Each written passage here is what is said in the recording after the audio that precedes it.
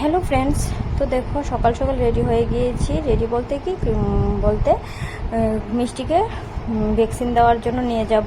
9 মান্থের ভ্যাকসিনটা দিতে নিয়ে যাব। হ্যাঁ দেখো, মিষ্টি তো প্রথমে তো ও ঘুরতে যাওয়ার জন্য খুবই মানে কি বলবো, খুবই আনন্দিত থাকে।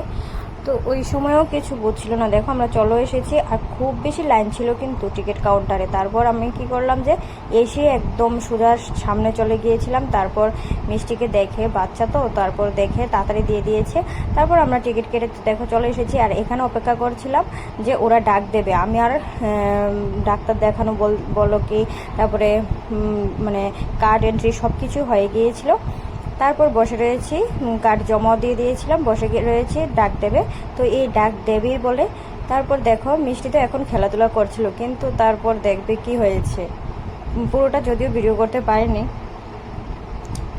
তো এখনই চলে যাব, এখন ওরা ডাক দেবে, ঠিক আছে। আমি কিন্তু ভিতরে কিন্তু মোবাইল নিয়ে যেতে পারিনি, কারণ ওরা কি না কি বলবে। আর তারপর দেখো, এই দেখো টিকা দেওয়ার পরের অবস্থা,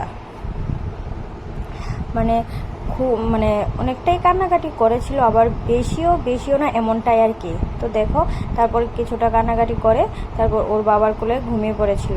তারপর এই দেখো আমার মিষ্টির 9 মান্থের টিকা কমপ্লিট হয়ে গিয়েছে। তারপর আবার 16 মান্থেরটা আছে। তো দেখো আমরা চলে আসছিলাম বাড়িতে, ও কিন্তু ঘুমোচ্ছিল। তো তারপর দেখো বাড়িতে আসার সময় অবধিও বাইকে করে এসেছিলাম, ও ঘুমাচ্ছিল আমার কোলে।